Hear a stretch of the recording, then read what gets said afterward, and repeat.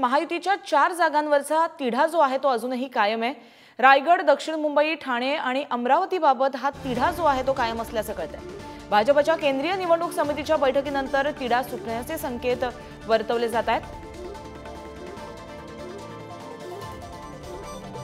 तर महायुतीच्या 4 जागांवरती अजूनही तिढा जो आहे तो कायम आहे। त्यामध्ये रायगड, दक्षिण मुंबई आणि ठाणे अमरावतीबाबतचा हा तिढा आहे आणि यांचा समावेश आहे। भाजपच्या केंद्रीय निवडणूक समितीच्या बैठकीनंतर तिढा सुटण्याचे जे संकेत आहेत ते देण्यात आलेत।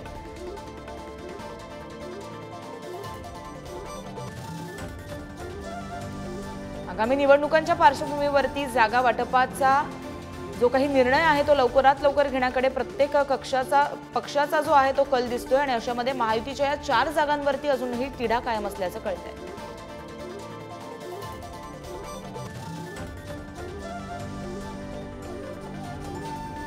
याबाबत अधिक माहिती जाणून घेऊ आमचे प्रतिनिधी शिवाजी यांच्याकडून। शिवाजी, महायुतीच्या ज्या 4 जागा आहेत त्यांचा तिढा अजून कायम आहे, कधी हा नेमका तिढा सुटेल? महायुतीचा हा जो तिढा आहे सातत्यानं ज्या पद्धतीच्या जागांची वाटपा संदर्भात बोलणी सुरू आहे, मात्र सर्वच जे तीनही राजकीय पक्ष आहेत या सर्वांना असं वाटतं की ज्या ठिकाणी आपला उमेदवार निवडून येऊ शकतो त्या ठिकाणी आपला उमेदवार देणं गरजेचं आहे।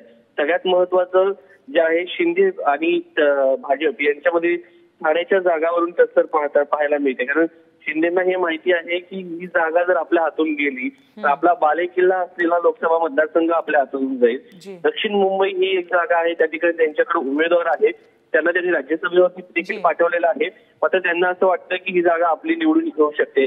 रायगड ही अशी जागा आहे की रायगड मध्ये सध्या लोकसभा खासदार आहे राष्ट्रवादीचे, मात्र सर्व्हेमध्ये भाजपला असं वाटतं की ही जागा आपल्याला मिळू शकते, त्यामुळे ही जागा आपल्याला मिळावी यासाठी ते प्रयत्नशील आहे।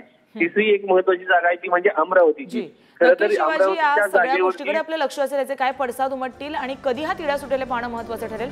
धन्यवाद तुम्ही दिलेल्या माहितीसाठी।